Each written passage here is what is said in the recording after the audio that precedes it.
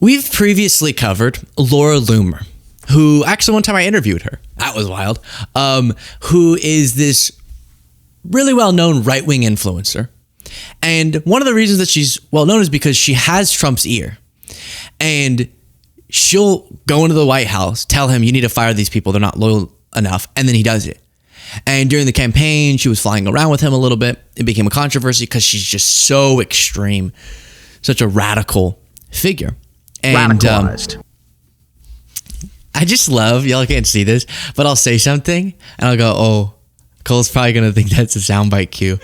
And then I'll see he's like sitting back in his chair. He's, oh, wait, radicalized. We have one of those. Well, Laura Loomer sued Bill Maher.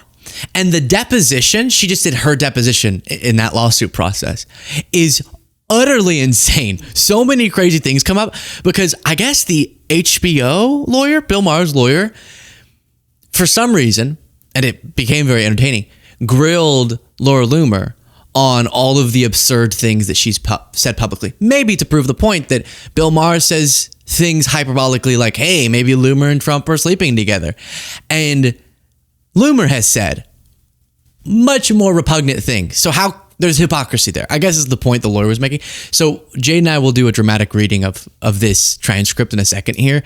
It gets into some wild territory. But to give you the context, Bill Maher said this about Laura Loomer during the campaign. Because Laura Loomer said, Taylor Swift, she believes, is in an arranged relationship with Travis Kelce to influence the 2024 election. I think the white nationalism, the phobias of different kinds, whatever. But I got off the Loomer train when she started questioning Travis and Taylor. Unacceptable. Look at that. Look at that. Wow. What a young guy. I didn't know what I was getting into. You can find that interview somewhere. All right, well, keep listening. Maybe Laura Loomer's in an arranged relationship to affect the election because she's very close to Trump. She's 31, looks like his type. We did an editorial here a few years ago. You're remembering it already. It was basically, who's Trump fucking? Because I said, it's not nobody. He's been a dog for too long, and it's not Melania. I think we may have our answer this week. I think it might be Laura Loomer. I'm just saying. Yeah, so as I've explained to you before, we're talking about this lawsuit. It's silly. It's interesting because it comes from the same cohort of people supporting this, suing him for defamation, who were saying, what were they saying about comedy? What should we do with comedy? Legalizing it? Legalize comedy. There you go. And they were saying, we got to let comedy be comedy. He's literally a comedian. And he also added the caveat of, I'm just saying it might be. I even at the time took issue with that line of jokes because it was just kind of like, we're doing this. Every female that's around Trump, we're going to say, oh, they're sleeping together. It just seems kind of dumb. But that's what happens on comedy shows. So she sued him. And let me give you, we won't read yet, Jaden, but thank you for being ready. A few of the less interesting parts, even though this is notable with how fringe she is, that Trump promised her a job, but then she's claiming the damages were reporting about her and her past statements got her kicked out of the campaign. So she had to stop flying around on the plane because that imagery was bad. And jokes like Bill Maher's made it to where she didn't end up getting a job in the administration is her argument. She says that ruined so much in the future because I could have used that to become a media on Fox News or something, a media figure. And then we get to the first bonkers transcript. I'll have you read Bulger or Bulger, probably not Bulger, but you ready? All right, Jaden is Bill Maher's lawyer. I am either Laura Loomer or Laura Loomer's attorney. Okay, ready? Go. Can you explain to me what it means to say to her that the Arby's in her pants? Objection, relevancy. Answer the question. And for context, this is about Marjorie Taylor Greene. When Laura Loomer was clashing with Marjorie Taylor Greene, She was talking about Arby's and pants, quote unquote. Ugh. Okay. So answer the question. Arby's sells roast beef. Can you tell me why you were talking about the Arby's in her pants? Well, it's just an expression. What is the expression trying to convey? It conveys the reason why she got a divorce by her own admission. Because she had roast beef in her pants? Yeah. She'd put roast beef in her pants? That's what you're trying to say there? You're literally saying she put Arby's in her pants? I'm saying she literally, it's so ridiculous. I'm saying she literally put Arby's in her pants. Yes. Objection, relevancy. All right. Then apparently in the pants is a common thread with Laura Loomer. So there she was talking about Marjorie Taylor Greene.